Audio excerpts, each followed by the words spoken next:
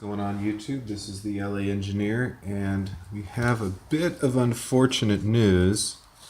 I'll share the bad news first. The bad news is that I need about another half a millimeter. I don't know why this belt's thickness continues to elude me, but we are currently like right. It's so tight. I cannot. I mean, that's, I can get like that much in, but anyway, so I got to give myself another.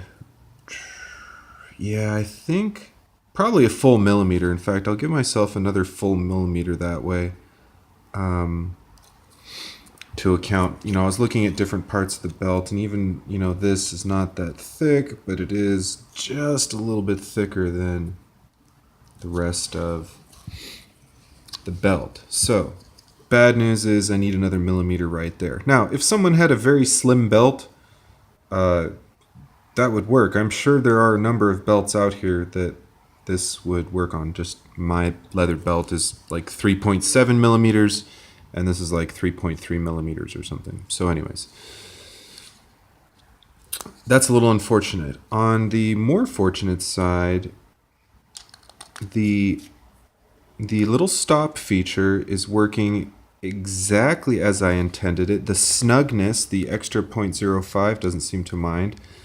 The shortness, excuse me, of the case is interesting because what happened is, based on the height, I actually wanted these hinges to be just a little bit higher so you can kind of get your thumb on the bottom of them, but it's not too bad, because if you think this is on your, imagine this is on your belt, you can kind of come at the bottom and give it just a little push, and that's a pretty, that's a pretty smooth motion to come grab this thing. And since these edges are, kind of rounded, you're not too worried about slicing your finger on this thing. Another interesting feature is that so remember we talked about the lip and how the leatherman has to go in like this for the lip to engage. So what's interesting is that when you put the leatherman in the other way, the lip actually engages the hinge, which is sort of incidental, not a design that I really planned on, but it leaves the leatherman a little bit higher. And in both orientations, you can tell that it's pretty clearly not going to go anywhere. So I think that's kind of interesting that, maybe you can have kind of two ways you put your leatherman back. You can put it in the right way, and it kind of sits down a little bit, and you can tell that it's the right way because you'll have the smaller kind of opening rather than the bigger one with the tweezers. So the tweezers are in, but if you accidentally go tweezers out, you're still not in bad shape because the leatherman is still in there snug. It's a little bit higher, but it's, it's not the biggest deal in the world. So overall, I am, aside from my 0.4 millimeter debacle with this belt opening right here, I do like, it's really sturdy. It's actually, I've tried to sand a little bit off. I probably will ultimately try to sand it so that it can fit this belt. It's probably going to, I would love to file it. I don't have a file that thin. Maybe if I got a thin file, that would be a really great way to solve this issue. But I also may or may not,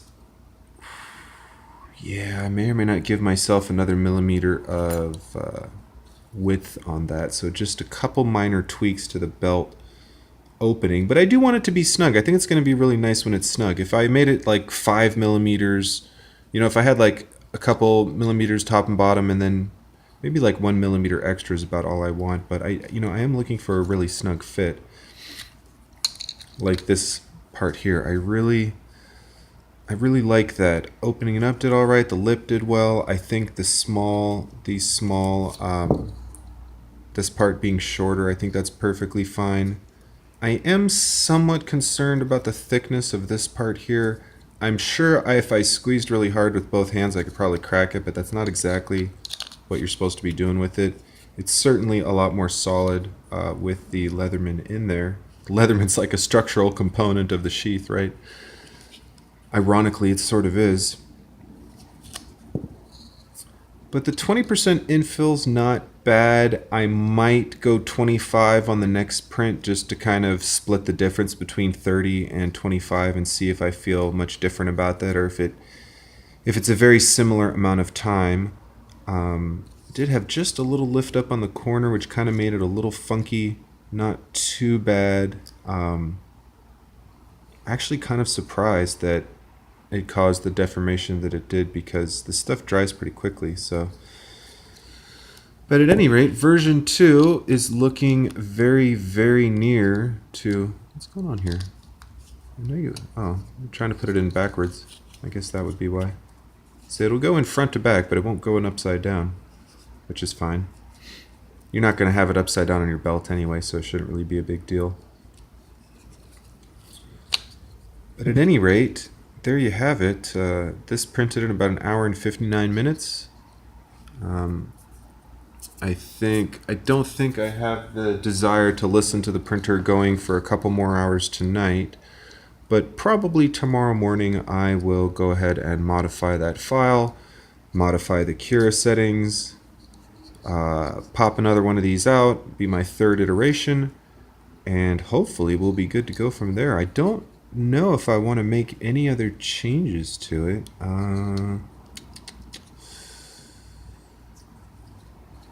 Other than the infill and opening up the belt loop a little bit, I kind of like most of the dimensions. You know, maybe I could make that thinner, but I don't mind having it being just a little thicker to be sturdy.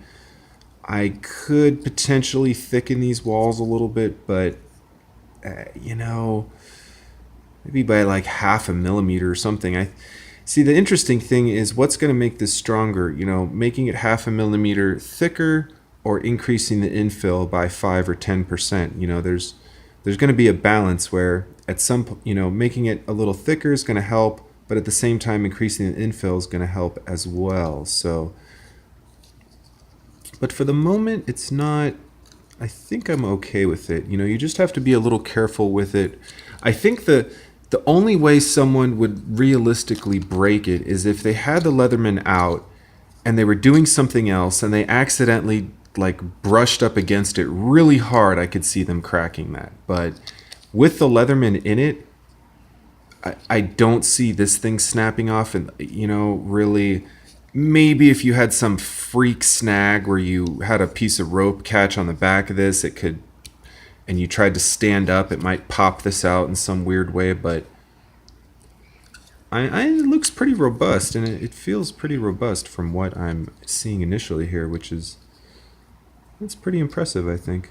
Pretty cool little, you know, very, very simple design. I was talking in the last video about CAD, and this one was, I think, 5 extrusions. So we had the main extrusion, then I separated the front cut and this cut into 2 different cuts. I could have done it in the same one, but I just separated them. So we had the main extrusion, the square cut, the front cut that cut on that lip.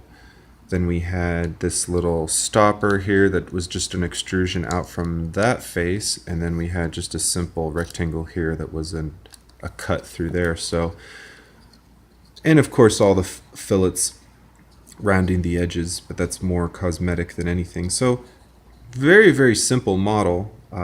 Someone with probably less than with a week or so maybe of messing around AutoCAD Fusion 360 could probably do this in a few hours or a day or so, depending on your skill level. But it does take a little bit of finesse to kind of get the dimensions and getting things to snap right, and distances, and over constraining and under constraining things, you know. So anyways, I'm going to go ahead and wrap this video up. Just wanted to give you a little bit of highlight and a little bit of rambling, I suppose, about this part that I was all excited about. It's gonna be perfect. But this infernal belt, I swear, every time I print something, this belt gets a little fatter and a little bigger. Funny how that works. Till next time, like, comment, subscribe, and keep engineering.